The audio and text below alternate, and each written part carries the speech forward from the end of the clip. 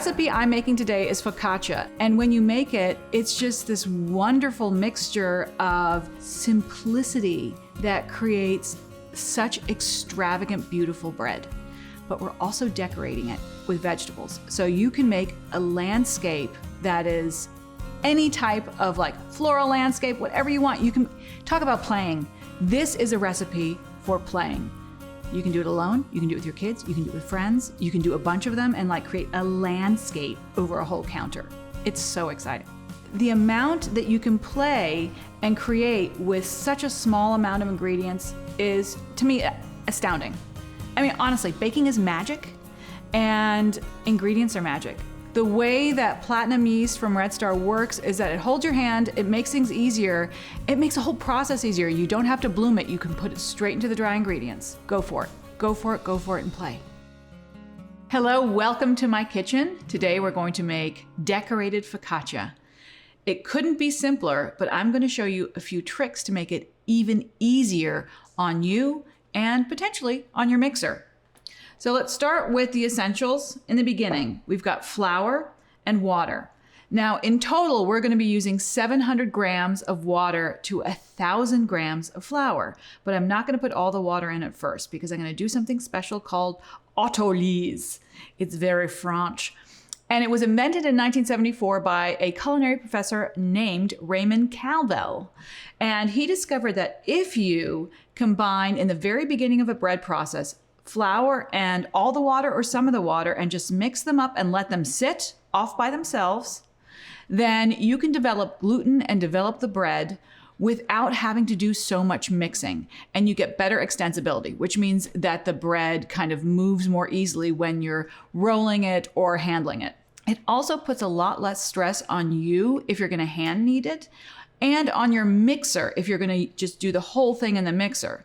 So what it allows you to do is to create a really lovely crumb, a tender bread without all that work. Can you do this all in a mixer with all the ingredients? Yes, you can. So you can do them both ways. But this is a lovely technique if you have the time. I already have 1,000 grams of flour in here, and I'm going to add 650 grams of water into that. Let's see how well I pour. 650, coming down. So what I'm going to do is use the Danish dough hook, which just allows me to combine everything really easily. And what you want to do is to combine the water and the flour until you see no more dry bits. It's very gentle. This isn't really kneading. This is literally just combining the two so that the water starts hydrating that flour. The gluten in the flour is not activated until you add the water. So up until this point, it's just been protein, just sitting in there, just relaxing, doing nothing.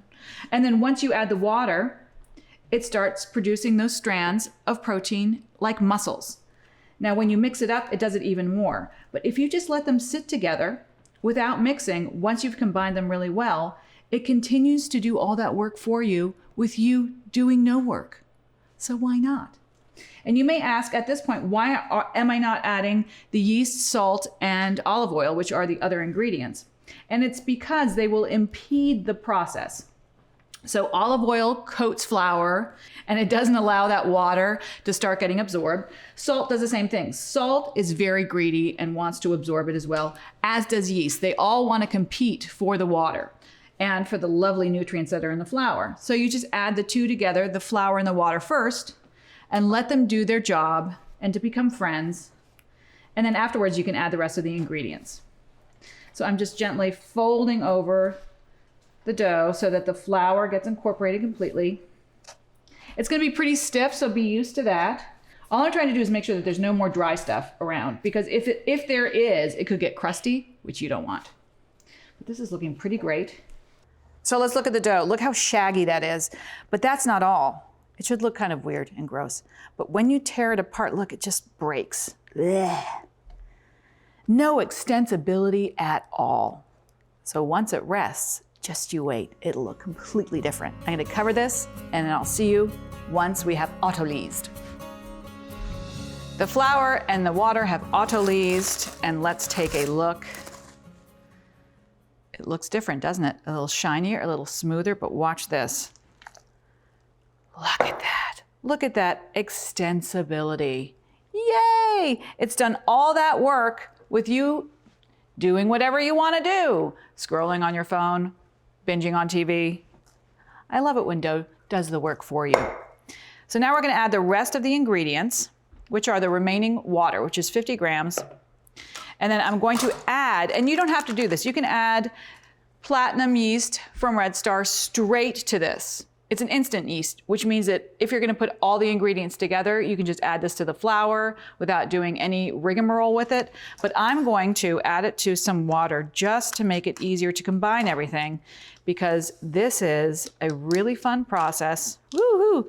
A little messy, but a lot of fun.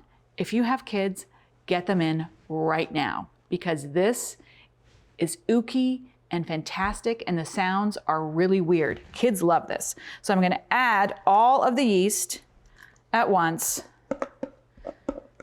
You're the most important part of the party. And then 55 grams of a really nice olive oil. It is focaccia, you need olive oil.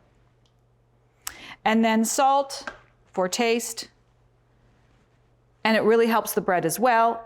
It helps tighten it, condition it, and adds not only flavor, but color. So your bread will get a little darker because of that salt in there. So I'm gonna do a pincer. So right now, you're gonna become a lobster. So what you're gonna do, you can't do this anymore, you're just gonna do this. And what you're gonna do is you're gonna put your hands in there and you're going to lobster claw your way to combine the rest of the ingredients.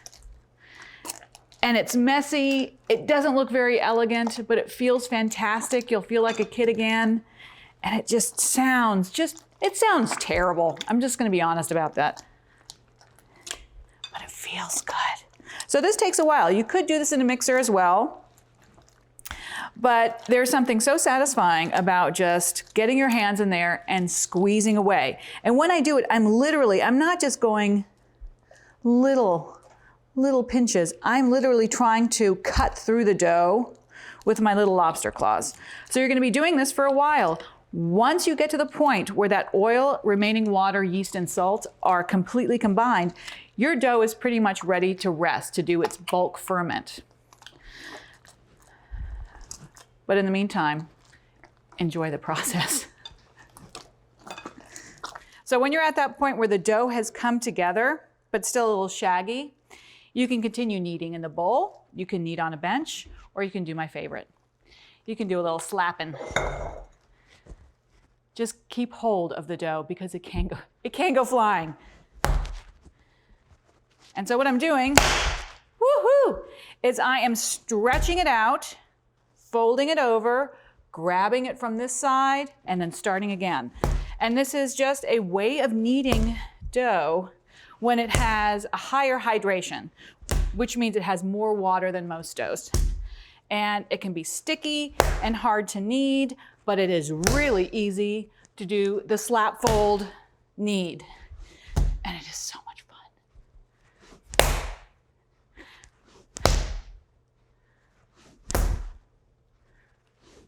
Just don't let it go. As I'm doing this, I notice that it's not stretching as much as it was, and that sometimes it kind of bounces back, which means that the dough is likely very ready to rest. So what I'm going to do is I'm going to coat it and the bowl in some olive oil.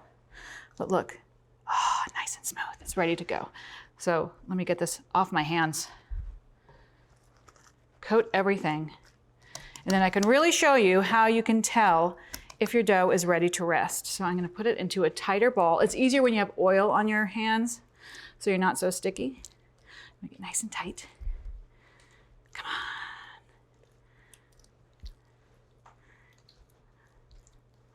And you're gonna give it a nice little poke. It's nice and tight. It's looking good.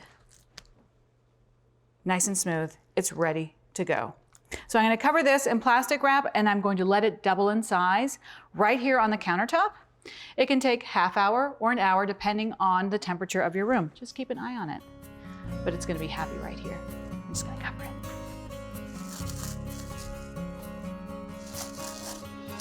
Our bulk fermentation or first proof is looking amazing. Look how it's crusted over the bowl. It's telling us it's ready to rumble. Before I do anything with it though, I'm going to put olive oil down on a sheet pan. I don't have parchment or anything, just the sheet pan. So it's around 3 tablespoons of olive oil, but you can go a little crazy and just drizzle it on. Yeah, and then just use your hand to spread it around. It's a great moisturizer. Haha. And then we're going to add the dough to the sheet pan. So if you've ever made a bread or sticky buns, anything with a yeasted dough, you usually punch it down. But what we're doing is essentially punching it down just by transferring it to the sheet pan. And then we're going to do the traditional focaccia dimpling, which is also a way of knocking down the dough. And what that does is that it deflates it and it allows the yeast to go for a second meal. So you want to do that, definitely do that with the bread. You'll also notice that there are very big bubbles around here. So by dimpling it, we're going to pop those bubbles so that they don't pop in the oven. So dimpling does a couple things. It allows you to move this dough across the sheet pan and fill the space. You're going to be knocking down those big bubbles so they don't pop and create ugly fissures in your bread. And it also allows you to add more olive oil to the bread so that it nestles into those crevices. And then you can also put olives and other gorgeous things in there, but what we're going to be doing is decorating it. So for now, just olive oil. And you're going to do your best to spread it as far as it is willing across a sheet pan. But what happens, we're going to do one more proof. We're going to cover this, put it in a warm space, and let it kind of rise almost to the rim of the sheet pan. It will start to fill in any gaps so that you will pretty much have this whole surface surrounded with dough. And you can stretch it a little after too, just to make sure. But this feels good. It feels good to do this. Let's even it out. This is looking good for now. Dimples are looking happy. And just a little more olive oil. There we go. And just spread it around. I'm going to have the best moisturized hands ever. Look how beautiful that is. I'm going to cover this loosely, making sure that none of the dough is exposed. I'm going to proof it again for its second proof until it just rises to the top of the sheet pan, and then we can decorate it. But first, let's play with some veggies and make a design to put on top of our focaccia. Off to the proof. While we're waiting for the dough is a perfect time to start prepping your vegetables. I have things that are incredibly colorful and that will bake really well. And that includes some mini sweet peppers, some cherry tomatoes, olives, parsley, dill, and red onion. Things that pop, things that you actually like to eat, and things that will bake well. And all of these will. So I'm going to start with the little mini peppers, and I cut them 2 ways. So I'm going to cut the top off first, and then I just core it. And I always have a little vessel ready. I cut it in rings first, and make them relatively thick, because when they bake, they will shrink. So if you do them really thin because you think, oh, I want it to look really dainty, it will still look really dainty. You just want them a little thicker so that when they bake and they shrink, they don't disappear entirely. So 3 colors of those, the red, yellow, and orange, which is fantastic. So that's one way of cutting the peppers. The other way, you're gonna core them again.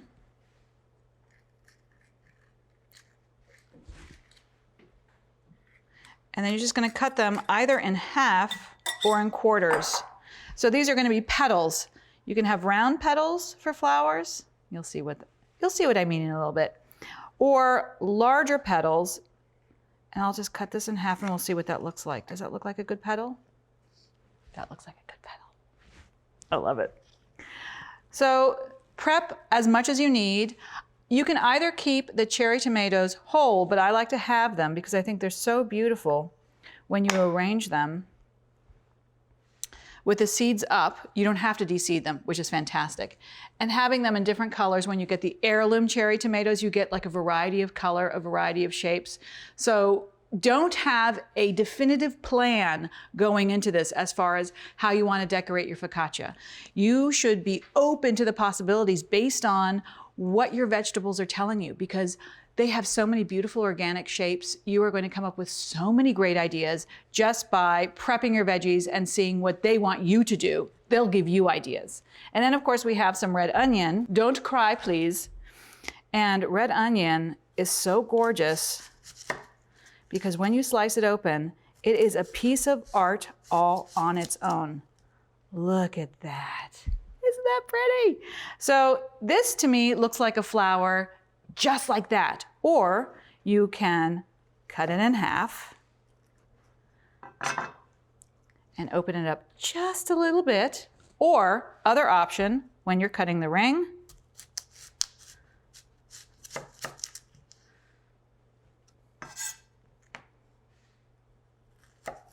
cut it in half, and that's a flower right there. You're like, Gesine, that's not a flower. Yes, it is, and I'll show you. So while you're waiting for your dough and you've done your prep, what I also do is I get a half piece of parchment, because this is going to be the size of your dough. And so you get to have craft time, you get to have play time. And you can start to imagine what your focaccia will look like. First decide, do you want to do it landscape or portrait? Landscape, portrait. I like portrait. So that's how I'm going to do it, but know that you can play. And the first thing I'm going to do is I'm going to grab some parsley. I'm going to let the shape of some of the parsley inform me of where things are going to live. And if you need to take off some of the fronds, do it. Oh, look how pretty that is.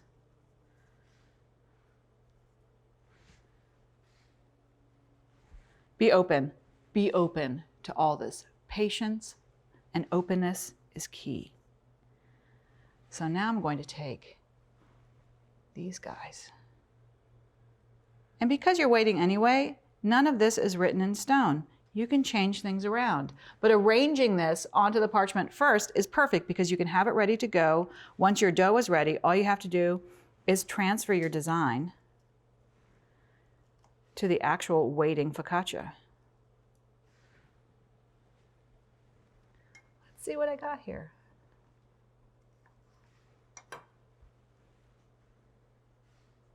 Does that work?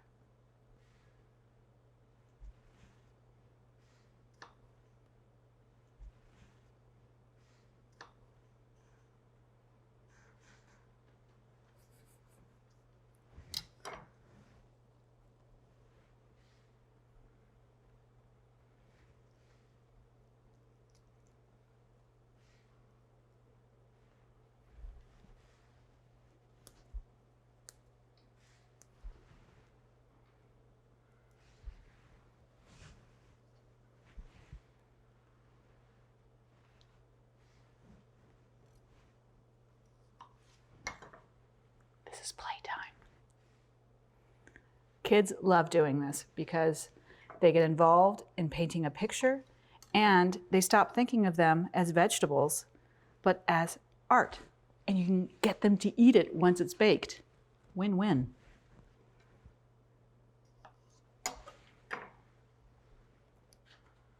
It's already pretty, if I do say so myself.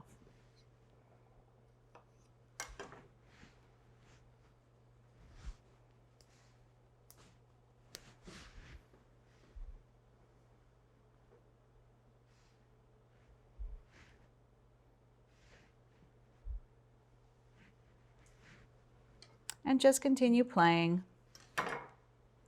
being inspired by your veggies.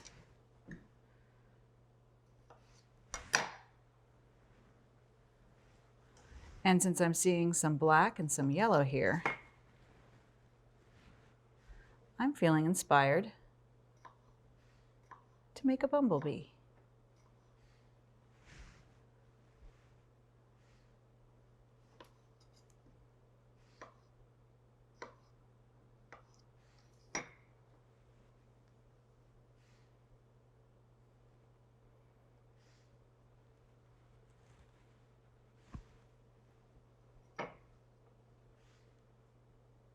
Look how cute.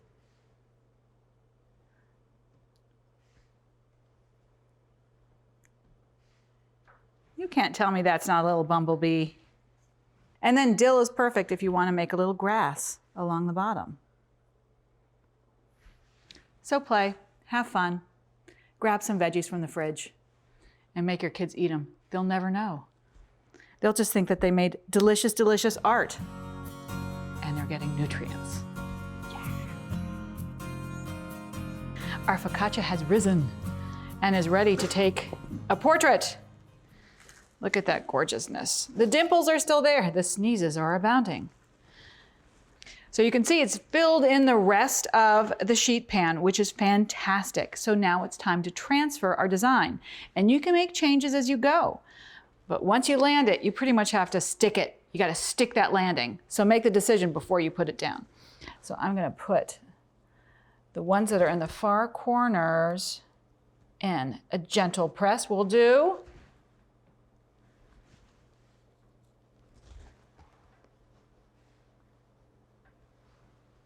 We can't forget the bee. I really can't let this bee go. So it's gotta join. It's gotta be going for the flower, and we'll give it little eyes afterwards because I don't want them to shrink. And let's have our sunshine in there too. And once everything is placed where you like it, because I might arrange these a little differently, that's when you would give it a little press. But don't press until you know that you have landed your veggies exactly where they want to be. So we can go press, press, press, press. Then we have our little tomato and pepper right there. Press. The sun is out. How exciting. So now I'm going to give it its leaves. So when I put these down, I gently press down on the parsley so that it sticks to the actual dough. I'm going to end up brushing this with a little more olive oil because olive oil is your friend. So if you look at the recipe, there's a specific amount of olive oil. Feel free to add more. Focaccia is all about the olive oil, and you want it to soak in. That's why we dimpled. We want that olive oil just to nestle in there and make it delicious. So I'm going to continue with my design. I love these beautiful orange guys. So this is going to go here.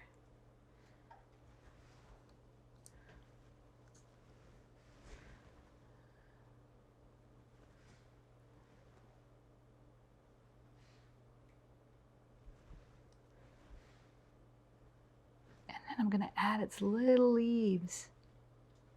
Don't be afraid to decorate away. And because I want this to look a little realistic, this needs a stem right here. I'm going to put it on.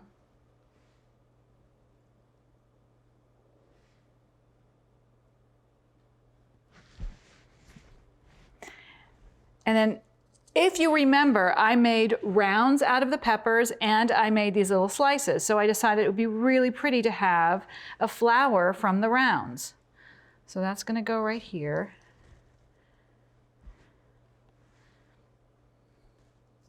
And look, someone saw this and were like, oh, I think we should keep that and bake it. This is the very top of one of the orange peppers. And it's made for the middle. Look at that. It wants to be a part of the party. How adorable is that? And this gets a stem too. And overlapping is encouraged because we want this to look natural, right? So you can put that little petal over that stem. That's a-okay. Just press it in gently to make sure that it adheres. We might run out of room, but I'm going to do my best to get our whole design on here. It wants to go that way. That's fine with me. And we have our yellow one here. So these little parsley leaves aren't looking perfect, so I'm going to swap it out. I'm just going to get something that looks good. And I bet you're thinking, well, isn't this going into the oven? Aren't these leaves going to get just a little crispy? Yes, but if you start with them nice and fresh and you really adhere them with olive oil, they will stay there. They will shrink up just a little in the oven, but they will look fantastic. I promise you. That's going to go here.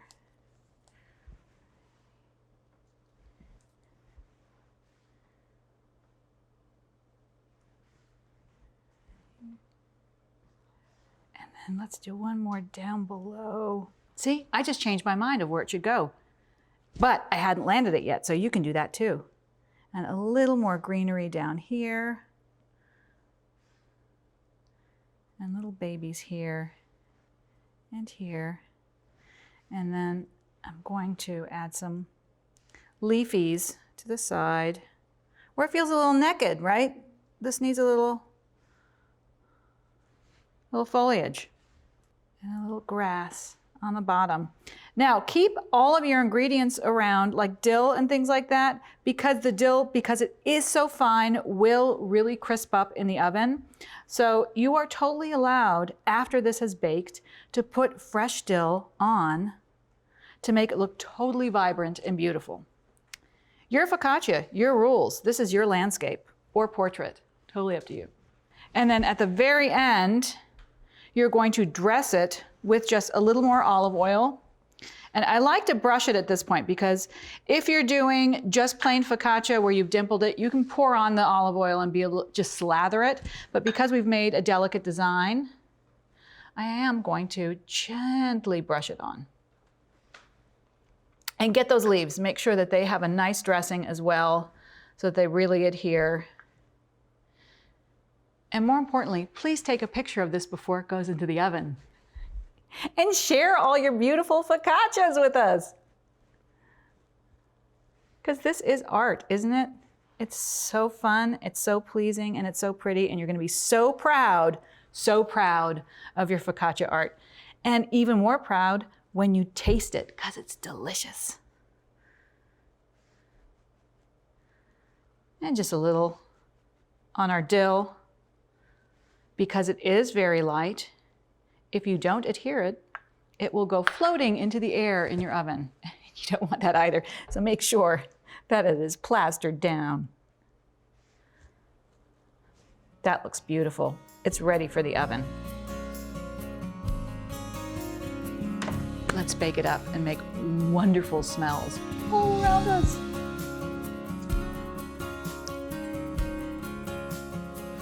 My focaccia is out of the oven looking gorgeous. The other thing you will notice about platinum yeast from Red Star is that it has these dough enhancers that strengthen the gluten, which also gives it this amazing oven spring. What's oven spring? Do you see how tall and gorgeous it is?